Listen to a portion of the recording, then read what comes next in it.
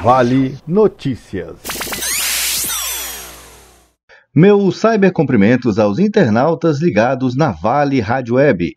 Este é um momento de informação local, estadual, do Brasil e do mundo. Em nome de Interligue, provedor de internet, começa mais um Vale Notícias. Vale Notícias. Empresa sofreu 11 mil ataques diários da internet em 2019. A Associação Brasileira de Emissoras de Rádio e Televisão, a ABERT, informou nesta quarta-feira que a mídia profissional sofreu em 2019 11 mil ataques em redes sociais por dia, um total de 7 agressões por minuto. Os dados constam do relatório anual sobre violações à liberdade de expressão. Essa foi a primeira vez que a ABERT incluiu os ataques virtuais no relatório. Segundo o presidente da entidade, Paulo Toné, isso foi necessário porque os ataques virtuais tomaram uma dimensão muito grande. Aqui nós temos um dado preocupante. Pela primeira vez nós estamos analisando os chamados ataques virtuais, as agressões virtuais, em um capítulo separado do relatório, e isso é uma coisa exponencial que aconteceu no Brasil no último ano. Eu acho muito grave, muito preocupante este aumento deste número de agressões, que nós podemos contabilizar de uma maneira rápida em 11 mil agressões por dia a jornalismo, jornalistas e meios de comunicação. Isso revela, na minha opinião, uma incompreensão com o papel que o jornalismo e os jornalistas exercem na sociedade brasileira. Em 2019, a pesquisa identificou 3.900.000 posts que são contra ou tentam desacreditar o trabalho da imprensa. Segundo a entidade, foram registrados 56 casos de violência não letal presencial, que são socos, pontapés e disparos de bala de borracha, por exemplo. No relatório, a entidade ainda apontou que as agressões físicas continuam sendo a principal forma de violência não letal presencial. No ano passado, foram relatados 24 casos envolvendo 30 jornalistas. Agência Rádio Web. De Brasília, Daniel Sabino. Estudo revela a influência da escravidão do DNA de povos americanos. Um estudo internacional revelou que a escravidão influenciou na genética das populações do continente americano. A pesquisa foi liderada pelos brasileiros Matheus Gouveia e Eduardo Tarazona Santos, que buscavam responder 3 questões. Existe uma correspondência entre a origem geográfica de diferentes regiões da África e determinados destinos da diáspora nas Américas? A miscigenação biológica acompanhou a dinâmica da chegada dos escravizados e, considerando a dimensão da distribuição, os africanos trouxeram para o Novo Mundo toda a sua diversidade genética? A resposta para as 3 questões é sim. Matheus Gouveia afirma que o estudo também pode ajudar a entender as doenças genéticas ligadas à descendência africana. Atualmente, a gente sabe mais sobre os europeus e as doenças genéticas presentes nos genomas das Américas que têm origem europeia, e muito pouco se sabe sobre outros povos que contribuíram para a nossa ancestralidade genética, como por exemplo a África. Assim, o nosso trabalho contribui para entender melhor a diversidade genética africana e como estão distribuídas as variantes genéticas vindas de lá nas Américas. Outro destaque do estudo mostra que a genética dos descendentes de escravos é muito parecida nas Américas. Como consequência da miscigenação nos últimos 500 anos, a parte do genoma africano das populações das Américas ficou mais homogênea entre as populações americanas do que entre as populações africanas. Por exemplo, um brasileiro do Sul e um afro-americano dos Estados Unidos são geneticamente mais similares que um moçambicano e um nigeriano, por exemplo. Assim, a miscigenação entre indivíduos de diferentes origens africanas espalhou ao longo do continente americano mutações genéticas que na África estão mais localizadas geograficamente. O artigo científico Impacto da Diáspora Africana na Genética das Populações das Américas foi assinado por 37 pesquisadores de 18 instituições. A pesquisa foi realizada durante 3 anos por várias universidades do Brasil, Estados Unidos, Portugal e Peru, e os cientistas analisaram a diversidade do genoma de mais de 6 mil indivíduos de 25 populações. Agência Rádio Web de Porto Alegre, Daniel Fagundes. Definidas as regras para o isolamento e quarentena em casos de coronavírus. Ministério da Saúde define regras para isolamento e quarentena por causa do coronavírus. Foi publicado no Diário Oficial da União portaria que regulamenta as regras para o isolamento e a quarentena por conta do coronavírus. O Ministério da Saúde definiu que o isolamento pode ocorrer por determinação médica ou mesmo recomendação do agente de vigilância epidemiológica, por um prazo máximo de 14 dias, podendo ser prorrogado por mais 14, caso o exame comprove a contaminação. Nos municípios que não tiver agente de vigilância em saúde, o isolamento pode ser recomendado pelo secretário de saúde local. Segundo o documento, a medida serve para evitar a propagação do vírus. O isolamento deve ocorrer preferencialmente na residência das pessoas, podendo ser feito em hospitais, dependendo do estado de saúde do paciente. Quem precisar se isolar deve assinar um termo de consentimento de que está ciente das condições impostas. A portaria do Ministério da Saúde também regulamenta a quarentena, que poderá ser determinada pelos gestores locais ou nacional de saúde, publicado no Diário Oficial e divulgada pelos meios de comunicação. A quarentena será de 40 dias, podendo ser prorrogada. Segundo a portaria, é para garantir a manutenção dos serviços de saúde e reduzir a chamada transmissão comunitária, aquela entre pessoas que não viajaram ao exterior. O não cumprimento das medidas de quarentena e de isolamento acarreta responsabilizações aos pacientes nos termos previstos em lei. Da Rádio Nacional em Brasília, Lucas Por Deus Leão. Rio confirma primeiros casos de transmissão local do coronavírus e dispara nível 1 em contingência.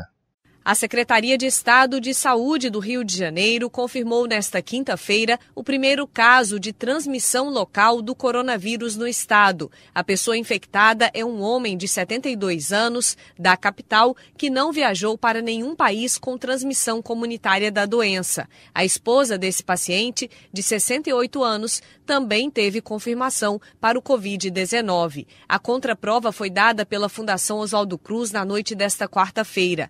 O Rio tem agora 15 casos confirmados, sendo 13 na capital, um em Niterói, na região metropolitana, e um em Barra Mansa, no interior do estado. Com a confirmação dos 2 pacientes contaminados localmente, o estado do Rio disparou o chamado nível 1 do plano de contingência, que prevê a disponibilidade de 206 leitos exclusivos para tratamento de casos graves de pessoas infectadas. Até então, o estado continuava no nível 0.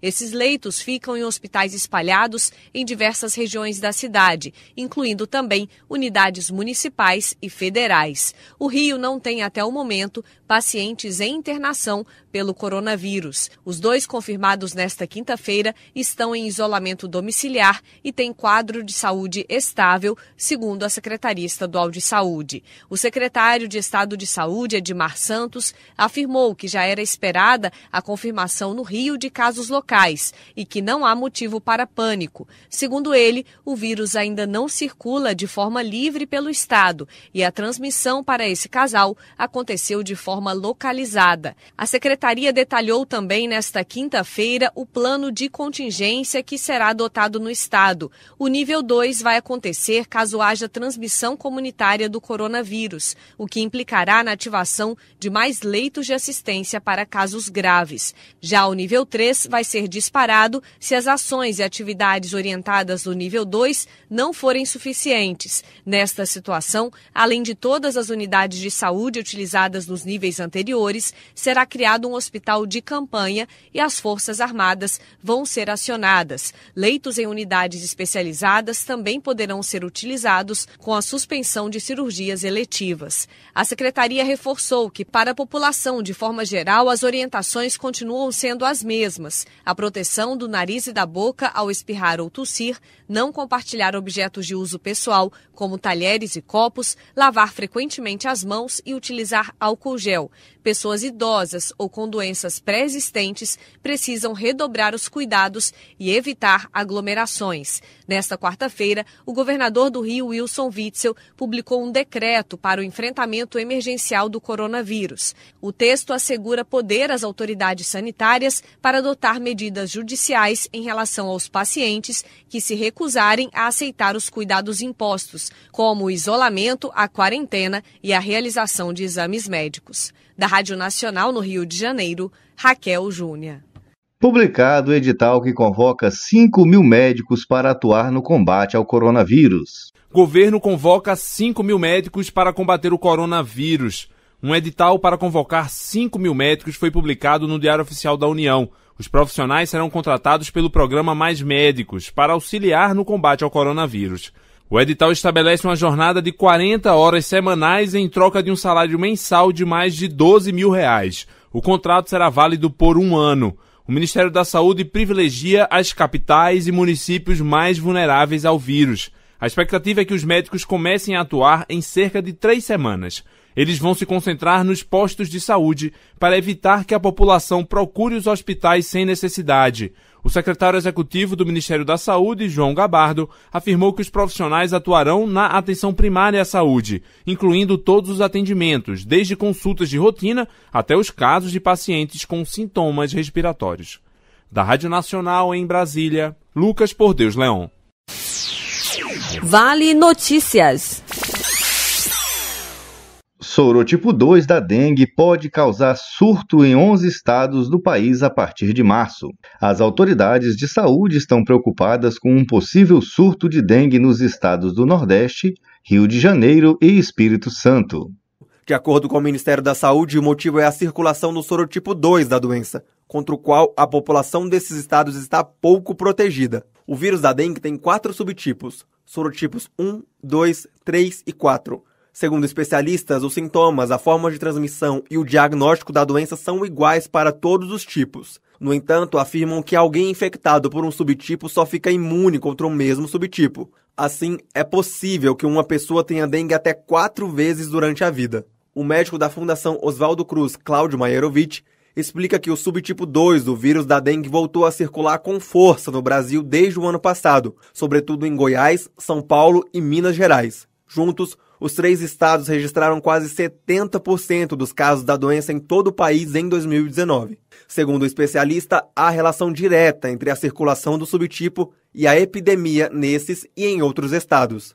Agora, a preocupação das autoridades se estende aos 9 estados do Nordeste e nos estados do Rio de Janeiro e Espírito Santo. Para Maierovitch, isso se deve a 2 fatores combinados. Primeiro, porque essas localidades têm um histórico de epidemias.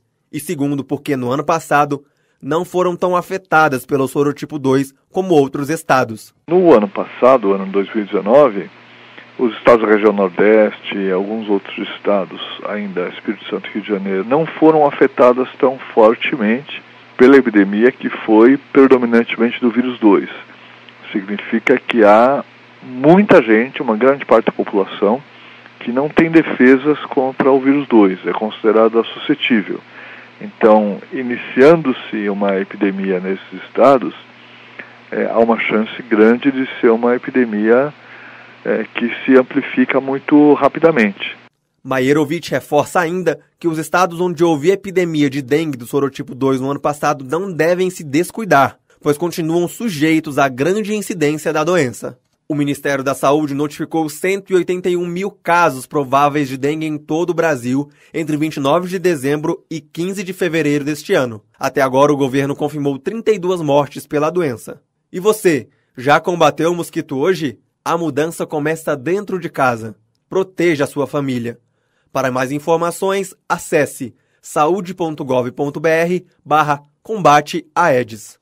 Sem alterações, senadores concluem votação do novo marco legal que prevê portabilidade da conta de luz. A principal mudança do substitutivo aprovado pela Comissão de Infraestrutura é a possibilidade de o consumidor escolher de qual empresa quer comprar energia. O texto que regulamenta o novo marco do setor elétrico teve a votação concluída nesta terça-feira e não sofreu alterações após passar por turno suplementar na Comissão de Infraestrutura do Senado. O substitutivo já tinha sido aprovado na última semana, mas precisava passar por uma nova rodada de votação porque houve alteração na redação original da matéria. O texto segue agora para a Câmara se não houver recurso de senadores para análise em plenário. O PLS 232 de 2016 mudará o modelo de consumo de energia elétrica no país. Uma das principais mudanças está na possibilidade de o consumidor escolher livremente de qual empresa e de que tipo de fonte quer consumir energia. Será possível escolher até se quer usar energia de fontes renováveis, como solar ou eólica. É prevista também a abertura do mercado de energia do país para a entrada de empresas privadas, o que, segundo o texto, aumenta a competitividade entre os fornecedores e deve reduzir as tarifas cobradas dos brasileiros. Segundo o relator da proposta, senador Marcos Rogério, o projeto nasceu para beneficiar o consumidor final e chegou a um formato que classificou como inovação em todo o setor. O projeto garante a migração para o mercado livre como um direito de todos os consumidores. O projeto começou com essa ideia, mas avançou, evoluiu e hoje ele representa uma inovação em todo o marco legal praticamente. Ou seja, é um projeto que não cuida apenas da portabilidade, da possibilidade de migração de quem está no mercado cativo para o mercado livre. Outro aspecto previsto no texto é o que trata do compartilhamento entre as distribuidoras dos custos com a migração de consumidores para o mercado livre. Pelo modelo atual, as companhias são obrigadas a contratar toda a carga de energia elétrica para atender seus consumidores. Marcos Rogério aponta que, assim, a empresa que ficar com excesso de energia elétrica após a migração em larga escala para o mercado livre poderia repassar isso ao consumidor, deixando a conta de quem ficar no mercado cativo mais cara. A solução encontrada pelo senador foi a criação do que chamou de pagamento universal, uma espécie de cota para que a migração de consumidores do mercado cativo para o mercado livre não crie um desequilíbrio nos preços. A distribuidora compra em volume de energia, o produto, o número de consumidores diminuiu, automaticamente o preço para quem ficar vai ficar mais caro. Então, nós criamos um mecanismo de mitigação desse problema, ou seja, nós vamos distribuir esse passivo, criando um mecanismo que possa diminuir o tamanho dessa diferença. Não é um tributo, é um outro termo que usei por outro, mas que é um pagamento universal onde todos vão pagar uma cota para que, havendo um número de consumidores indo para o mercado livre, não tenha um preço desproporcional para aqueles que ficarem no mercado cativo. O texto, que deve seguir agora para a Câmara, inclui também a alteração na forma de comércio entre lastro e energia. O lastro é uma espécie de garantia exigida pelo Ministério de Minas e Energia, que custeia geradores, distribuidores e consumidores. Pela legislação atual, o lastro e a energia efetivamente gerada e consumida são negociados como se fossem um só produto. Com a aprovação do projeto, esses itens passarão a ser negociados separadamente. Reportagem Camila Costa. Flamengo e São Paulo vencem. Grêmio e Inter se enfrentam nesta quinta-feira, dia 12 de março. O São Paulo venceu a LDU por 3-0 no Morumbi.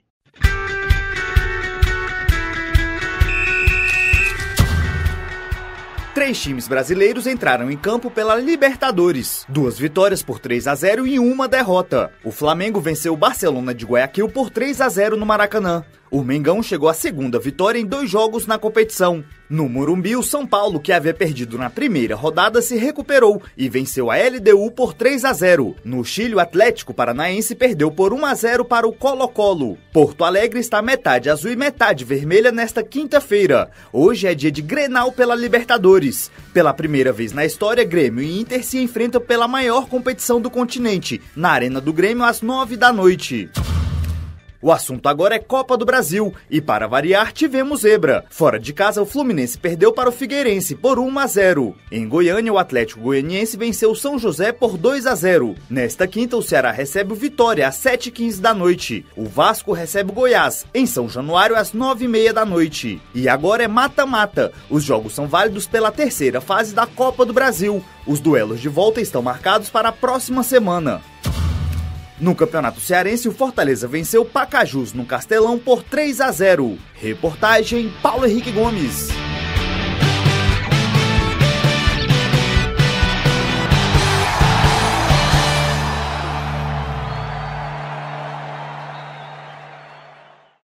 Idosa de 67 anos é atropelada por motocicleta em alta velocidade na Avenida Nelson Lauer, em Uruará, na manhã desta quinta-feira, dia 12 de março. Edna Rodrigues Bispo foi até o comércio próximo de sua residência na manhã desta quinta-feira, dia 12 de março, fazer as compras para preparar o almoço. Ao atravessar a rua, foi surpreendida por um condutor de motocicleta em alta velocidade. A mesma foi socorrida por populares que estavam próximos ao local onde ocorreu o acidente. Ela deu entrada no Hospital Municipal de Uruará com escoriações, dores na região das costelas e crânio. Reportagem Viomar de Souza. A senhora está aqui no Hospital Municipal porque passou por um acidente. A senhora gostaria de dizer aonde aconteceu, como foi que aconteceu? Ali de junto daquele posto, encostado perto daquele comércio, Canto Certo. Foi ali. De junto daquela banca de verdura, daquela mulher que vende ali, sabe? Eu ia atravessando para a casa dela. Aí o cara vinha. Aí, e é porque eu ainda atravessei correndo, sabe? Assim, mas eu olhei para um lado e para outro para ver se não vinha moto perto, né? Aí eu vi que não vinha, eu fui atravessar, mas ainda atravessei correndo. Quando eu pensei que não, que a gente nem vê as coisas, já estava no chão, aí o povo agarrando comigo. Aí eu vim para comprar um franguinho para me fazer o almoço, né? Aí eu vim até na casa dessa mulher que eu tô falando, da que vende verdura ali do lado do posto também, só que é mais para baixo. Aí foi na hora que eu cheguei com frente lá à banca dela, que eu fui atravessar, mas eu olhei para um lado e para outro. Que vinha, foi uma moto que... Ele estava possivelmente em alta velocidade. Moço, mas disse que era uma carreira daquela ali, eu tô para ver, porque não deu tempo de eu atravessar. E esse foi o Vale Notícias desta quinta-feira na sua rádio através da internet. Vale Rádio Web. Direção de jornalismo, Célio Birro. Direção de programação, Viomar de Souza. Reportagem local, Marinaldo Santana. Fonte de conteúdo, Agência do Rádio Mais. Agência Rádio Web. E EBC, Empresa Brasil de Comunicação, através da Rede Nacional de Rádio e Rádio Agência Nacional. Espalhe essa ideia. Visite a fanpage no Facebook, Vale Rádio Web, e compartilhe o link da Play Store com seus amigos. E quem não tem celulares Android, ouça a rádio pela página valeradioweb.online ou visite as plataformas Rádios ao Vivo e radios.com.br. Obrigado pela audiência e até o próximo Vale Notícias. Vale Notícias.